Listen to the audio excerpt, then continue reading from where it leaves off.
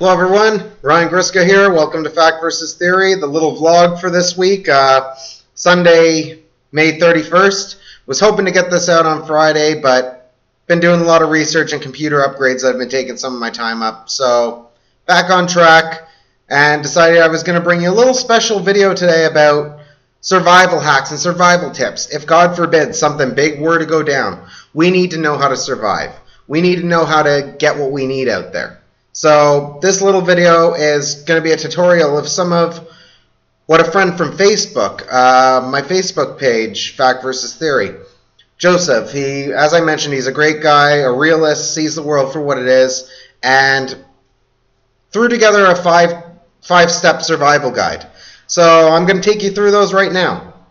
As a side note, I would like to say this is going to be the first of a mini-series. I'm going to try to have one of these videos every month and just try to put together what you can do if something goes down. So just bear with me. I'll be posting more updates and survival tactics, and hopefully I can expect the continued work with Joseph. So here we go. Number 1, stay calm. No matter what you do, under any circumstance, panicking is not going to result in anything good. You panic, you're as good as dead. You'll start letting out one too many sounds, you'll give away your position, and basically whatever is hunting you will find you. You stay calm, you have a backup plan, you have these little plans in motion, put them in motion. Because they will get you by. A level head will get you by in a really bad situation. Believe me. Number 2, know how to navigate. No matter where you are, no matter what you're doing, in the first couple days of living out in the woods or the caves or wherever you'd be living in a worst case scenario, first thing you want to do is know your surroundings. Take a few days, mark a couple trees, something that'll look familiar to you. God forbid if you get lost, you're not finding your way back. So just to be sure, make sure if you can, if you have the resources, create a little map of the surrounding area. Put up a little perimeter to let you know where your area starts and where the forest begins. There's not much more I could say about this. It's pretty self-explanatory, but knowing your surroundings is vital to surviving in the wilderness. Number 3, make sure you have a water source. I guarantee half of you out there would decide to build a little nest and think, oh, this is a great place. Water. You have no water, you have no life. The average body can go about 3 days without water. But if you don't have any of that, you're going to be in trouble. Consider bringing a pot or something to boil your water in, because odds are you'll be getting it out of a stream or a pond or a river. You're going to need to boil it, otherwise you're going to get extremely sick, and this is not a good thing if you're living with next to nothing. So, recommendation, find a running water source. Don't find any still water. Still water will make you sick and is a lot harder to boil the bacteria out of. So if you can, find a stream, find a river, something close by to water that you can actually access without getting yourself lost, and use it. You're going to need it.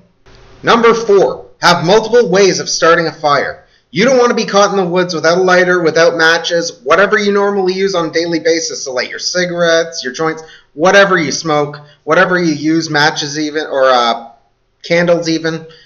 You're going to need alternate sources. A couple that I would check out are the fire plow, the bow drill method, and even something as simple as metal with flint. Metal and flint can start fires too. It's a great method. Hand spindle, which very standard, very simple, but at the same time, it's probably the most difficult method, or hand drill, I should say, sorry. Hand drill method. These are a few things that you should look into. If you can't light a fire, you're not keeping warm on the coldest of nights, and that's a must. You want to survive, you need warmth. Key to living in the woods anywhere you go. And finally, number 5, find or make a shelter. Warmth, great. Fire, you have fire, it's going to be great for you. But what are you going to do in those cold nights when your fire eventually burns out while you're sleeping? First thing, in my opinion, would be to find a shelter, or if you can't find anything nearby, like a cave or something that's unoccupied by animals or any other creatures nearby.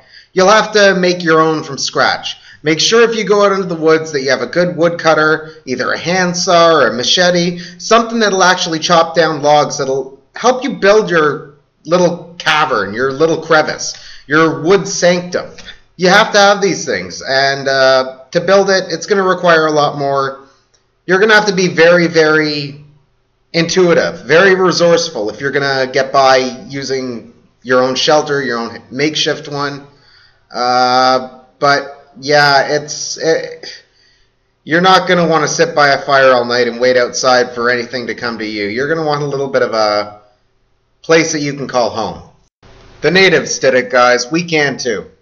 I mean, they survived with far less than what we have today. And that's just an understatement. I think I'm getting pretty good at this improvising thing. But either way, that's it for this week. If you want to link to the page, check Facebook, Primitive Survival Hacks and Readiness. As I said, Joseph is the administrator. He's pretty much running his operation alone, much like I am with Fact versus Theory. And good guy, very good tips. I would check the page if you're on Facebook if you want to have a little more insight and knowledge as to what you should have if shit goes down. Besides that, that's pretty much it for this week. Thank you for tuning into the vlog. And this week I decided that I'm going to go with a good old classic conspiracy theory. And my topic this week is going to be HAARP, 7 known facts, pretty much like always. It's been a long time conspiracy. People think it's what's destroying our world, our climate, or the earthquakes that have been starting, all that stuff this could be behind it. But I'll get more into that this week, so stay tuned for that. And can't wait to catch you probably Wednesday night. So take it easy, everyone. Fact versus Theory.